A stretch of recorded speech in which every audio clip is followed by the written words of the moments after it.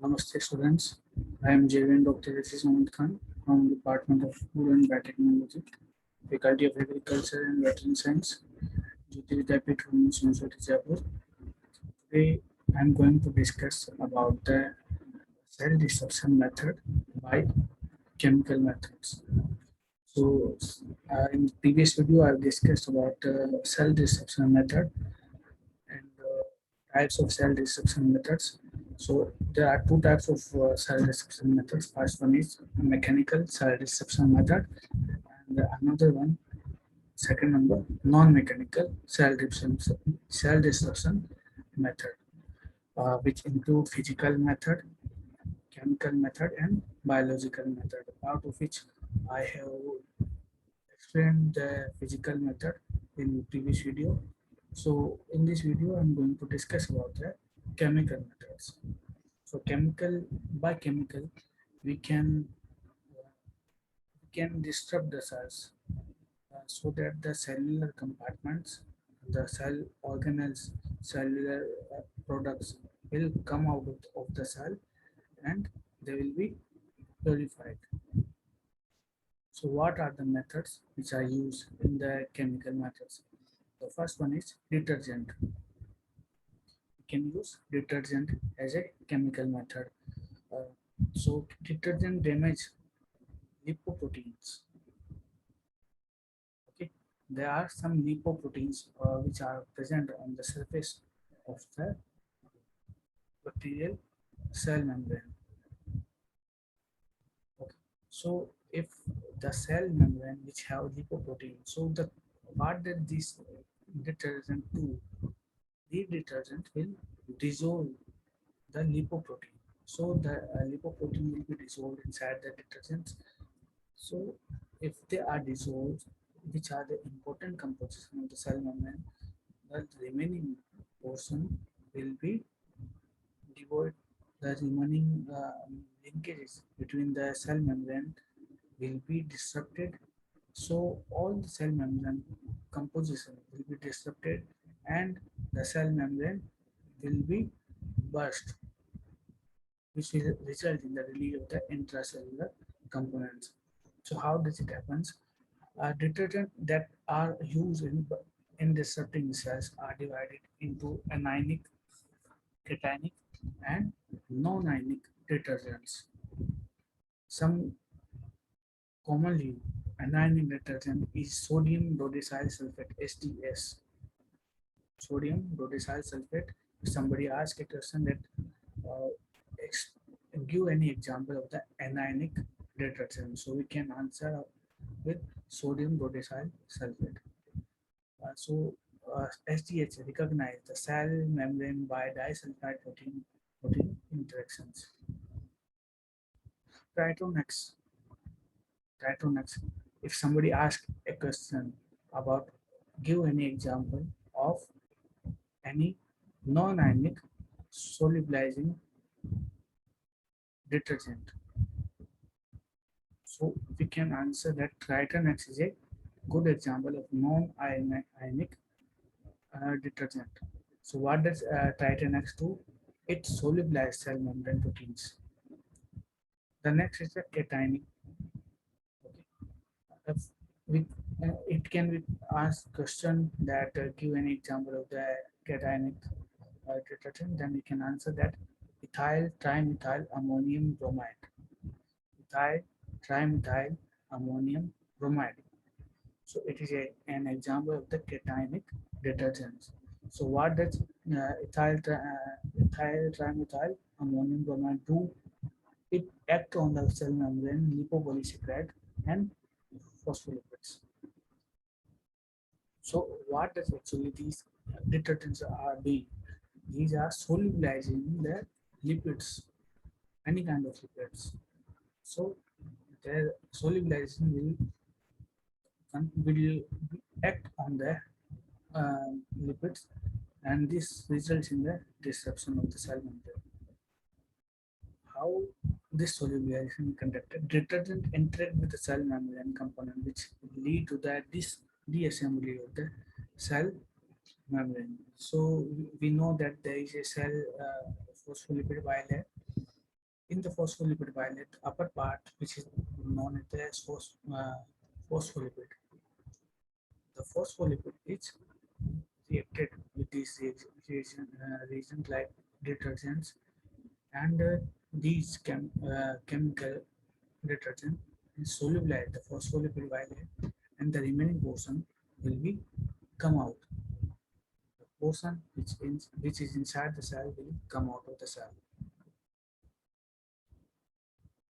So what are the disadvantages of the detergents? In this method, proteins will denature.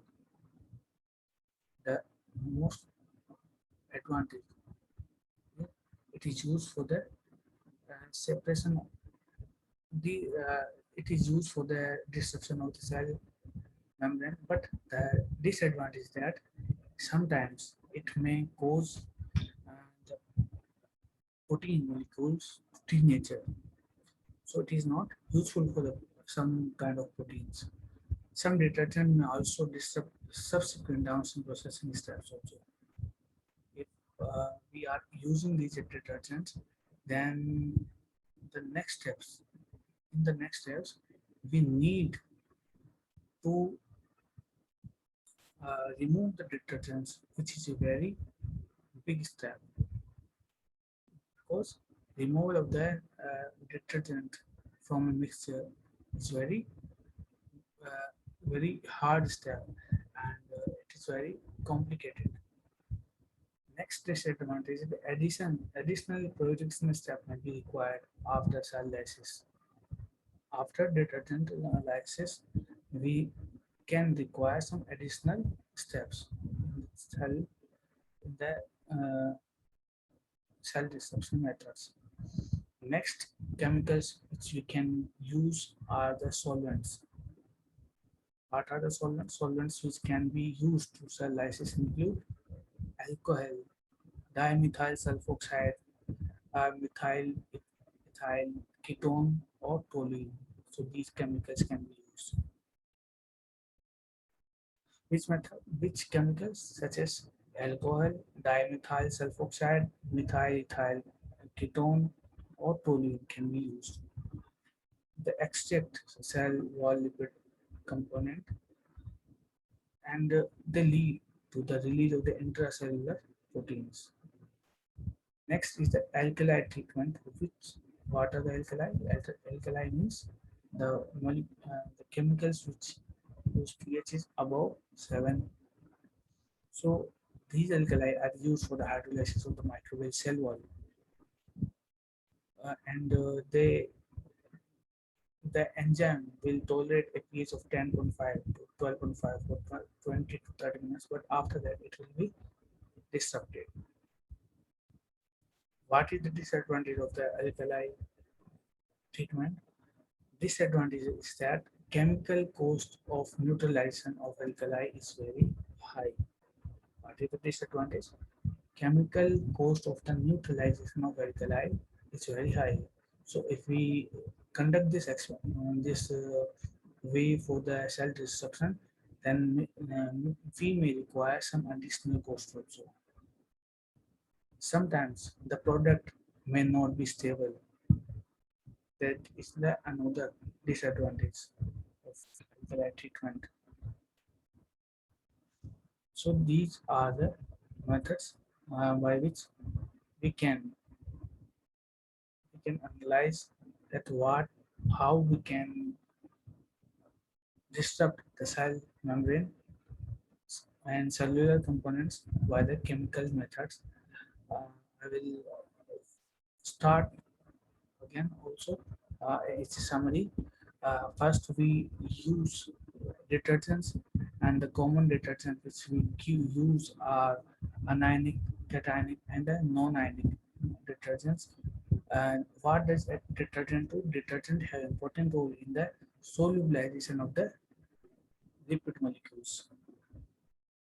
So the anionic lipid, cationic, and non-ionic detergents are used. Anionic is STS, and Titanex is a non-ionic, and ethyl trimethyl ammonium bromide is a cationic detergent. If we talk about another cell destruction method, then we can use solvents which can be used for the lysis of uh, cell, such as the alcohols, dimethyl sulfoxide, methyl ethyl ketone, or toluene. So these can be used, and alkali can also be used for the disruption of the cells, such as the hydrolysis of the cell wall material. So these are the methods which are used in this method.